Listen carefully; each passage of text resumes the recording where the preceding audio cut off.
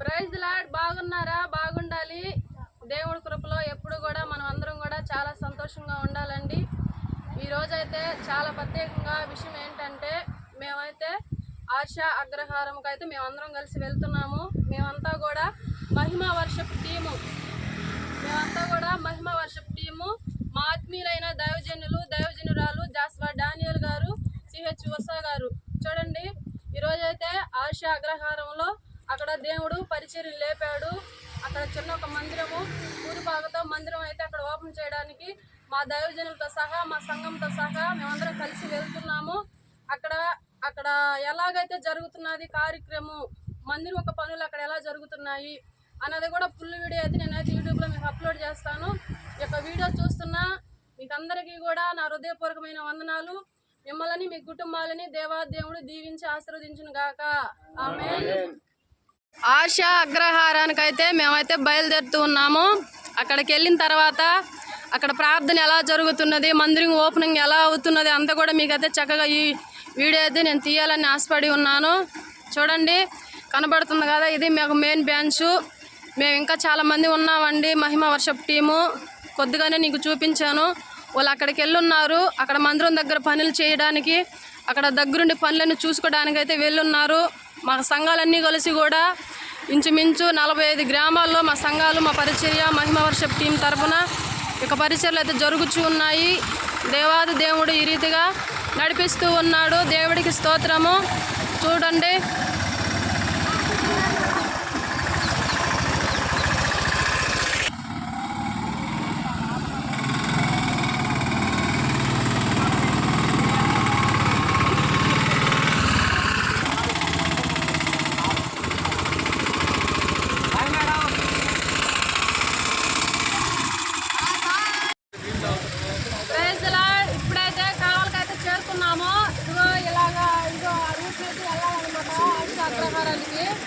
ఇప్పుడే కావాలకైతే వచ్చి ఇక్కడ ఆగి రెస్ట్ తీసుకొని ఇదిగో తినేటి కూడా తీసుకొని తాగేదానికి సార్ అయితే చూడండి వాటర్ తాగుతున్నాడు. ఆ ఆటో కూడా మాదే, ఇంకొక ఆటో కూడా వెనక వస్తున్నది. మా సేవకులు అయితే కారులో వస్తున్నారు. చూడండి, ఇష్టంగా మేము వెళ్ళాల్సింది. ఇప్పుడే ఆశ అగ్రహారానికి అయితే దిగాము. ఇప్పుడే అయితే దిగి వచ్చాము. కనిపిస్తుంది కదా, అదే మందిరం అయితేను. ఇప్పుడే దిగాము. ఇక్కడ చూస్తున్నారు కదా, వీళ్ళు మహిమ వర్షప్లో వీళ్ళు ఒక టీం అన్నమాట. వీళ్ళు ఎక్కడ ప్రార్థనలు జరుగుతున్నా, ఎక్కడ మందిర పనులు జరుగుతున్నా వీళ్ళు అక్కడికి వచ్చి ఒక చక్కటి వంటలు అయితే వీళ్ళు చేస్తూ ఉంటారు. వీళ్ళ పరిచర్య ఇదనమాట. మందిరం కాడకైతే వచ్చేసాము. ఇదే మందిరము. ఇప్పుడు రిబ్బన్ కటింగ్ అయితే చేస్తారు.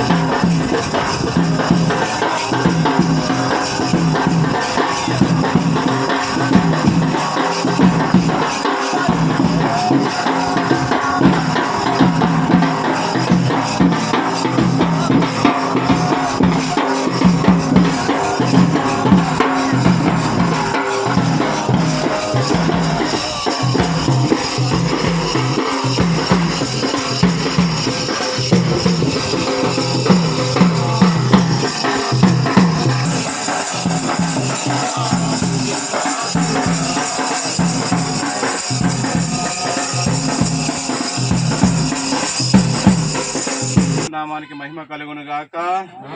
దేవునికి స్తోత్రం కలుగును గాక. రెండవ దినవృత్తాంతంలో రాసినటువంటి గ్రంథం 7వ అధ్యాయంలో మొదటి 6 వచనాలని చదువుకుందాం. 2వ దినవృత్తాంతంలో 7వ అధ్యాయము మొదటి 6 వచనాలు. సొలొమోను తాను చేయి ప్రార్థన ముగించినప్పుడు అగ్ని ఆకాశం నుండి దిగి దహన బలులను ఇతరమైన బలులను దహించెను. యెహోవా తేజస్సు మందిరమును నిండెను. యెహోవా తేజస్సుతో మందిరము నిండియుండుట యాజకులందులో ప్రవేశింపలేకయుండుట అగ్ని ప్రవేశించయుండిన అట్టుగా అందరం ప్రార్థన చేద్దాం. స్తోత్రం స్తోత్రం స్తోత్రం స్తోత్రం స్తోత్రం స్తోత్రం స్తోత్రం స్తోత్రం స్తోత్రం స్తుతి స్తుతి స్తుతి స్తుతి స్తుతి స్తుతి స్తుతి స్తుతి స్తుతి స్తుతి హల్లెలూయా హల్లెలూయా హల్లెలూయా హల్లెలూయా హల్లెలూయా హల్లెలూయా. యేసయ్యా యేసయ్యా యేసయ్యా మీకే స్తోత్రమునైనా. ఇదిగోనైనా ఈ 2026 ఏప్రిల్ మాసము 9వ దినాన సాయంకాల సమయములో నైనా ఆర్సి అగ్రహారములో ప్రభువా మీరు ఏర్పాటు చేసుకున్నటువంటి ఈ యొక్క పరిశుద్ధమైనటువంటి స్థలము కొరకు నీ సన్నిధిలో ప్రార్థన చేస్తుంటున్నాం. ఇదిగోనైనా ఈ ప్రాంతంలో ఉన్నటువంటి నీ బిడ్డలనైనా కూడుకొని దేవా నీ నామాన్ని స్తుతించుటకును, నిన్ను ఆరాధించుటకును, నిన్ను గణపరచుటకును దేవా ఈ స్థలాన్ని మీరు ఏర్పాటు చేసుకున్నందుకు నీకు వందనాలు స్తోత్రాలు చెల్లిస్తుంటున్నాం. దేవా ఇది మొదలుకొని ప్రభా ఈ స్థలమునైనా ప్రభా అనేకులకు ఆశీర్వాదకరముగాను, బాధల్లో ఉన్నటువంటి వారికి నెమ్మది పొందేటటువంటి స్థలముగాను, రోగముల చేత ఉన్న వారికి స్వస్థత పొందే స్థలముగాను, అంధకార చీకట్లో ఉన్నటువంటి వారికి విడుదల పొందే స్థలముగాను ఈ స్థలమందు నైనా చేయబడి ప్రతి ప్రార్థనలు మీరు ఆలకించి ఈ స్థలం మీద నీ కనుదృష్టి నీ మనసు ఎల్లప్పుడూ ఉంచి ఇది మొదలుకొని నైనా ఈ ప్రాంతానికి ఆశీర్వాదకరంగా అనేకులకు దీవెనకరంగా ఈ యొక్క స్థలాన్ని నైనా మీ యొక్క నైనా ప్రార్థన మందిరముగా ప్రతిష్ఠిస్తుంటున్నాం. ఇది మొదలుకొని నిత్యము ఇక్కడ నీ కనుదృష్టి నీ మనసు ఉంచి గొప్ప కార్యం జరిగించి మీరే మహిమ పొందుమని ఇదిగోనైనా ప్రభు మా ద్వారానైనా ఈ కార్యం జరిగిస్తున్నందుకు వందనాలు స్తోత్రాలు చెల్లిస్తూ యేసు నామములో ప్రార్థన చేసి వేడుకొనుచుంటున్నాము తండ్రి. ఆమేన్ ఆమేన్ ఆమేన్ ఆమేన్. ఓకే, అందరం కూడా మరి తండ్రి యొక్కయు కుమారుని యొక్కయు పరిశుద్ధాత్మని యొక్క నామమున నూతనమైన ఐసి మందిరాన్ని ప్రతిష్ఠిస్తున్నాం. చప్పట్లు కొడదాం.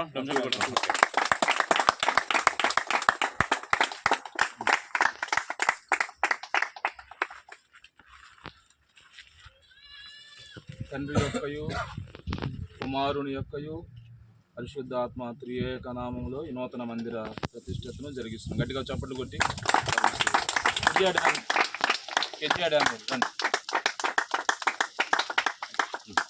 ఇద్దరు కలిసి ఇద్దరు చేత అది చూడండి. తండ్రి యొక్కయు కుమారుని యొక్కయు పరిశుద్ధాత్మ యొక్క నామములు గట్టిగా చెప్పే స్తోత్రం చెల్లింతుము, స్తుతి స్తోత్రం చెల్లింతుము యేసు నామముని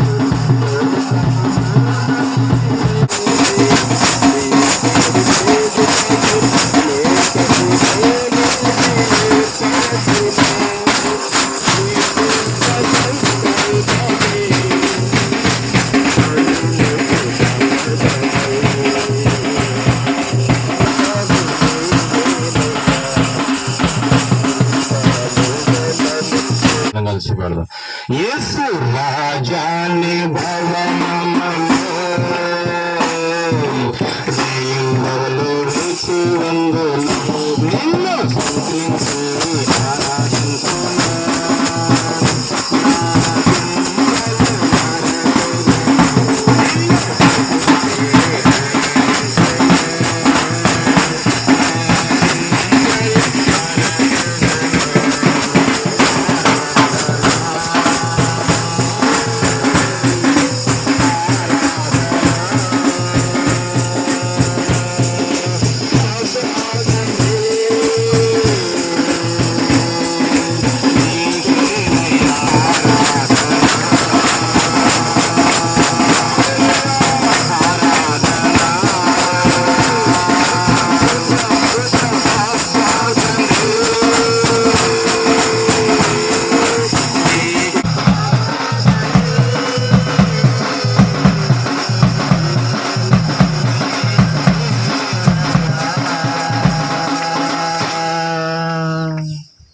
చెప్పండి గట్టిగా హల్లెలూయా.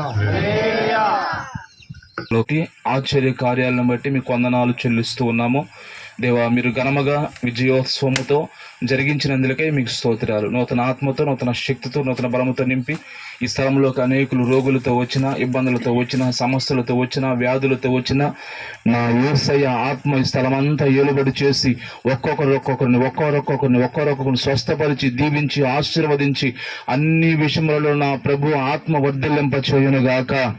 ఈ స్థలంలో దేవుని ఆత్మ, త్రియేక ఆత్మ పని చేయును గాక. త్రియేక ఆత్మ పని చేయును గాక. కలువరి శ్రీలో కాల్చిన పరిశుద్ధ యవన రక్తమే ఏలుబడి చేయును గాక. అయ్యా, మీ దాసుడు నిలబడబోతుండగా మీరు మాట్లాడండి, వాక్యంలో ఉన్న సత్యాన్ని తెలియపరచమని యేసు నామములు అడిగి వేడుకుని ప్రార్థించి మీ దివ్యమైన వాక్యములను పిలుచున్నాము తండ్రి. ఆమేన్. ఆమేన్. అధ్యాయంలో 8వ వచనాన్ని మనం ఒకసారి చదువుకునే ప్రయత్నం చేద్దాం. నిర్గమకాండము 25వ అధ్యాయము 8వ వచనాన్ని చదువుకుందాం. బాగినండి. నేను వారిలో నివసించున్నట్లు వారు నాకు ఏం చేయమంటున్నాడు? పరిశుద్ధ స్థలమును ఏం చేయాలంట? నిర్మించవలేను. దేవుడి ఉన్నాడు. దేవుడికి మహిమ కలుగును. వాక్యంలో ఆపత్కాలమందు యెహోవా నీకు ఉత్తరమిచ్చునుగాక, యాకోబు దేవుని నామము నిన్ను ఉద్ధరించును గాక. బాగినండి. ఆయన పరిశుద్ధ స్థలములో ఉంటాడంట. ఆయన పరిశుద్ధ స్థలములో ఉండేది ఎందుకంటే నీకు సహాయము చేయడానికంట. ఏం చేయడానికి? నీకు సహాయము చేయడానికి. అందుకే ఇంకేమన్నాడు? 84వ కీర్తన 1వ వచనం.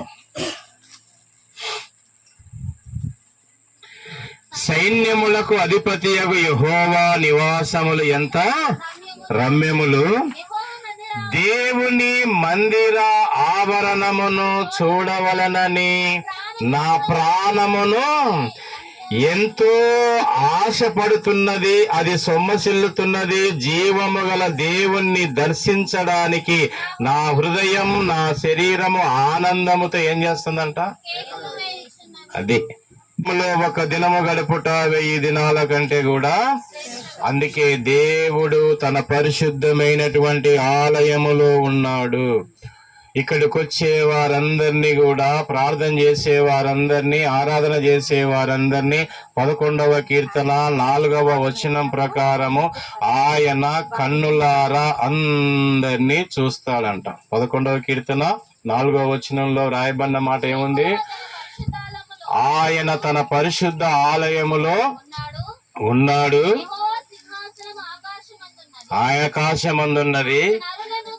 ఆయన ఎవరైతే పరిశుద్ధమైన ఆలయములోకి వచ్చి ప్రార్థన చేస్తున్నారో వారందరినీ ఏం చేస్తున్నాడంట? ఆయన కన్నులా. మేము ఇక్కడికి వచ్చిన మనందరం మీ ఇంటి గ్రంథంలో 9వ అధ్యాయంలో 3వ వచనంలో మరి మనం కట్టుకునేటటువంటి మందిరంలో ఏముంటుంది, అక్కడ ఎవరున్నారు? అక్కడ ఇప్పుడు మనం చదువుకున్నాం, పరిశుద్ధ ఆలయంలో ఆయన ఉన్నాడు, ఆయన చూస్తాడు, ఆయన సహాయం చేస్తాడని మనం ఇంతవరకు విన్నాం కదా. ఈ పరిశుద్ధమైన ఆలయంలో ఏం జరుగుతుందో చూద్దాం. చదవడం. అతనితో ఇలాగూ సెలవిచ్చెను, నువ్వు ఇక్కడికి వచ్చి చేసే ప్రార్థన విన్నపాలను అంగీకరించి నేను అంగీకరించాను. నా నామమును సదాకాలము ఉండుటకు ఏమంట ఈ ఒక రోజు 2 రోజులు కాదు, సదాకాలం ఉండుటకు నీవు కట్టించిన ఈ మందిరమును ఈ ప్రాంతంలో మీరు కట్టించుకున్నటువంటి ఈ మందిరములో పరిశుద్ధపరచి ఉన్నాను. దీనిని దేవుడు ఏం చేస్తాంట ఈ రోజు పరిశుద్ధ ఇది ఏ స్థలం ఇది? పరిశుద్ధ మందిరం. నా దృష్టియు పైనండి దేవుని యొక్క కనుదృష్టి, నా మనసును దేవుని యొక్క మనసు ఎల్లప్పుడూ ఇది మొదలుకొని భూమి ఆకాశం ఉండేంత వరకు ఈ స్థలం మీద ఉండునుగాక. మాటలు దీవించునుగాక.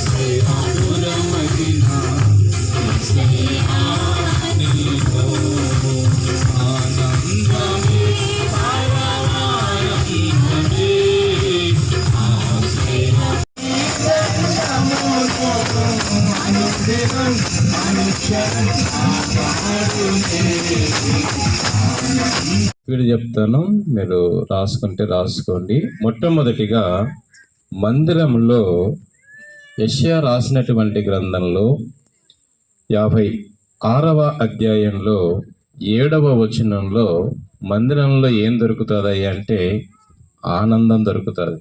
ఏం దొరుకుతుంది? ఏం దొరుకుతుంది? ఆనందం దొరుకుతుంది.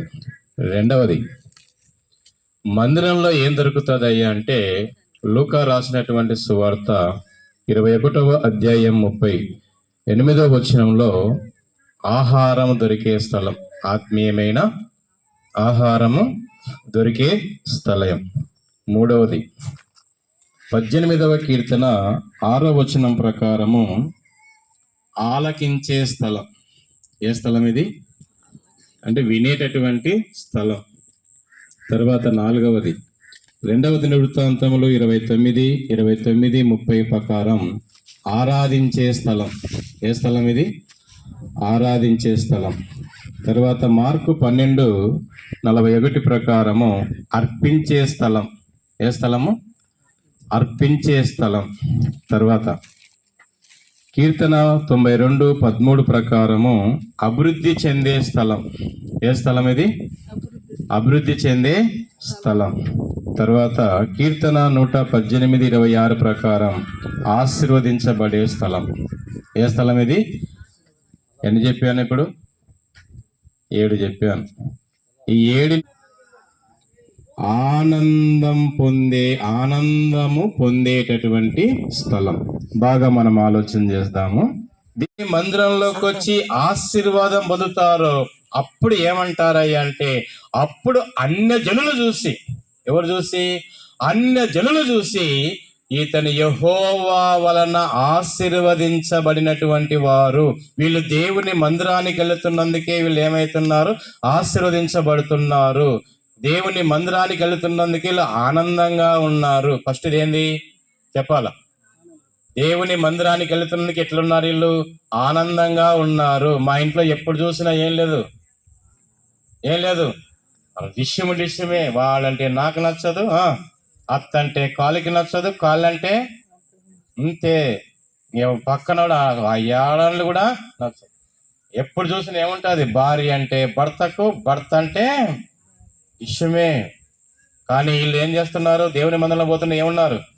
ఆనందించబడుతున్నారు. రెండవది వీళ్ళు దేవుని మందిరానికి పోతున్నందుకు వీళ్ళు ఎట్లున్నారంటే ఎప్పుడు కూడా సంతృప్తిగా ఉండగలుగుతున్నారు. మూడవది, వీళ్ళు దేవుని ఏ కష్టం వచ్చినా ఎవరికి చెప్పుకోరు. నేను ఇగన పోతే సినిమా ఆనికి ఈయనకి చెప్పుకుంటా, వీళ్ళు ఎవరు చెప్పుకోరు.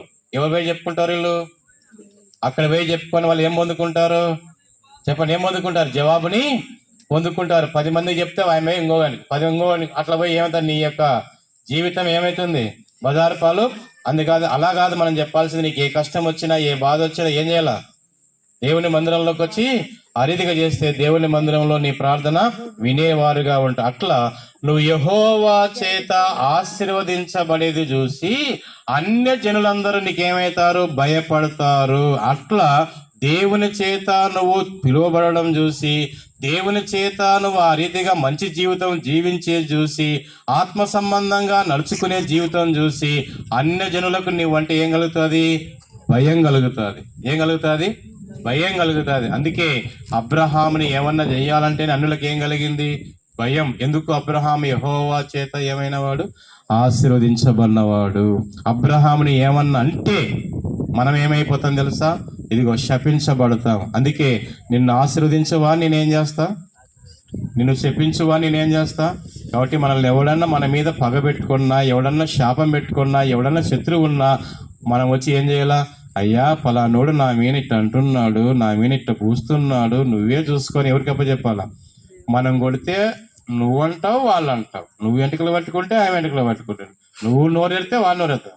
అదే ఆయన కొట్టినాడు అనుకో, ఎత్తరా అంబులెన్స్ ఫోన్ చేయరా అంటారు. అట్లా పరిస్థితి వస్తుంది ఎమ్మడే. ఆయన కొట్టే దెబ్బ అట్లా ఉంటుంది, మనం కొట్టే దెబ్బలు ఏముండవు. అందుకే ఆయనకు అప్పచెప్పాలా. ఏమున్నా ఏ కష్టం ఎవరికి అప్పచెప్పాలా? అందుకే నీ మనవి, నీ బాధ, నీ కష్టం, నీ వేదన, నీ అన్ని చూసేవాడు ఎవరు? ఆయన. ఆ స్థలాన్ని మీరు ఏర్పాటు చేసుకున్నారు. అందుకే ఈ స్థలాన్ని ఈ రీతిగా ఏర్పాటు చేసుకున్నారు. ఈ రీతిగా మీరు ఆశీర్వదించబడండి. క్రమక్రమముగా ఆశీర్వదించబడి అభివృద్ధి పొంది భవిష్యత్తులో ఇక్కడ బలమైనటువంటి మందిరం కట్టబడునుగాక. దేవుడు అలాంటి కార్యము జరిగించునుగాక. ఇక్కడికి వచ్చే వారందరినీ దేవుడు దీవించునుగాక. వచ్చే కుటుంబాలకు శాంతి సమాధానాలు అందించునుగాక. వచ్చే కుటుంబాల్లో ఉన్న అపవాది శక్తులన్నీ లయమైపోవునుగాక. వచ్చే కుటుంబాలన్నింటిలోనైనా వారి పిల్లల వృద్ధిలోకి ఒత్తురుగాక. అలాంటి ఆశీర్వాదము ఈ మందిరంలో ప్రార్థన చేసే ప్రతి ఒక్కరికి నిండుగా కలగాలని మనస్ఫూర్తిగా కోరుకుంటూ ఈ మాటలు ముగిస్తున్నా. దేవుడి మాటలు దీవించునుగాక. ఆమేన్. 5 నిమిషాల ముందరనే ముగించిన. దేవుని స్తోత్రం. హల్లెలూయా. ఈ సమయాన్ని కాబట్టి చూసుకో ప్రభువా. నీ దైవజనుడు మాట్లాడాడయ్యా, చక్కగా మాట్లాడాడు. అది నా కొరకేనని భావించి ఈ రాత్రి చిన్న తీర్మానం చేసుకొని మనం ప్రార్థన చేసుకున్నాం. మనం ఆరాధించే దేవుడు నమ్మదగిన దేవుడు. ఆయన నీ కొరకు నా కొరకు కలవరి శిలువలో చివరి రక్తపు బొట్టు వరకు కార్చి స్తోత్రం స్తోత్రం స్తోత్రం స్తోత్రం స్తోత్రం స్తోత్రం స్తుతి స్తుతి స్తుతి స్తుతి స్తుతి స్తుతి స్తుతి స్తుతి హల్లెలూయా. చెప్పండి. యేసు జయం, శిలువ రక్తమే జయం. ప్రభు యేసు నామమునకే సంపూర్ణ విజయం కలుగును గాక. ఆమేన్. పరలోక ప్రార్థన చెబుదాం. పరలోకమందున్న మా తండ్రి, నీ నామము పరిశుద్ధ పరచబడును గాక. నీ రాజ్యించుము. మమ్మల్ని శోధనలోనికి తేక దుష్టుని నుండి తప్పించుము. ఎందుకంటే రాజ్యము, బలము, మహిమ నిరంతరం నీవై ఉన్నావు తండ్రి. ఆమేన్ ఆమేన్. ఆమేన్. ఆశీర్వాదం తీసుకుందాం. ప్రేమయు కుమారుడైన యేసు క్రీస్తు యొక్క కృపయు పరిశుద్ధాత్ముని యొక్క సహవాసము సన్నిధి కూడిన మనందరికీ ప్రత్యేకంగా మరి ఈ ఆర్సి అగ్రహారం గ్రామ ప్రజలకును ఈ మందిరానికి ఇది మొదలుకొని సదాకాలము తోడై ఉండి కాపాడి నడిపించునుగాక. ఆమేన్ ఆమేన్ ఆమేన్ ఆమేన్. చూశారు కదా, ఇది ఆర్ష అగ్రహారము ఒక మందిరపు ప్రతిష్టతను ఏ రీతిగా అయితే జరిగించారో ఈ రీతిగా కూడా ప్రతిది ఇక్కడ నూతన మందిరం దగ్గర ఈ రీతిగా జరిగించబడుతుంది. ఇప్పుడు ఆడ జరిగింది. ముందు మందిరం పోగానే మందిరాన్ని ప్రతిష్ఠితం చేశారు, అంటే ఓపెనింగ్ చేశారనమాట. మందిరం ఒక పని అక్కడ జయప్రదంగా జరిగింది. తర్వాత మళ్ళీ అక్కడ సువార్త చేసామన్నమాట. అంటే అక్కడ మళ్ళీ మీటింగ్ పెట్టి సువార్త చేశాము. తర్వాత మళ్ళీ ఉదయకాలం మందు మళ్ళీ అక్కడ ఆరాధన జరిపించి 3 ఆరాధనలు అక్కడ జరిగాయి. ఇదంతా కూడా దేవుడి మహిమ, దేవుని యొక్క చిత్తము. ఇక ఏదేమైనా కూడా ఈ రీతిగా సంఘాలు ఇంకా మాకు విస్తరింపబడాలని మీ అనుదిన ప్రార్థనలు జ్ఞాపకం చేసుకోండి. దేవుడు రాకడ సమీపంగా ఉన్నది. ఆయన రాకడ ఎప్పుడో తెలియదు, మన పోకడ ఎప్పుడో తెలియదు. మనం బ్రతికినన్ని రోజులు దేవుని పని చేయాలి, దేవుని సంఘాలు కట్టాలి, అనేకమైన ఆత్మరక్షణ జరుగుతూనే ఉండాలి. ఇదండి ఒక వీడియో. ఇంకా అందరికీ కూడా వందనాలు. మిమ్మల్ని మీ కుటుంబాలను దీవించును గాక.